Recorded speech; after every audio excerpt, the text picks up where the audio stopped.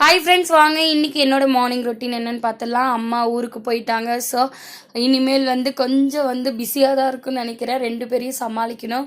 Morning husband ஆஃபீஸ்க்கு போகணும். So இன்றைக்கி மார்னிங் பார்த்திங்கன்னா கம்பு தோசையும் தால் சாம்பார் பண்ணியிருந்தேன். இன்றைக்கி காயத்ரி ஜபம் நல்லபடியாக எங்காத்தில் முடிஞ்சுது. அதனால் நான் பால் பாயாசம் பண்ணியிருந்தேன். ஸோ நேற்று ஃபுல்லாக பிஸி டே தான். ஏன்னா அர்ஷ்னி இப்போ மூவ் ஆக ஆரம்பிச்சிட்டாங்க. ஒரு இடத்துல இருக்கிறதே கிடையாது. இங்கே விட்டு அங்கே தவழ்ந்து போகிறது அந்த மாதிரி பண்ணிகிட்டே இருந்தாங்க. அதுக்கப்புறம் குடிக்கிறதுக்கு நீர்மோர் ப்ரிப்பேர் பண்ணியிருந்தேன்.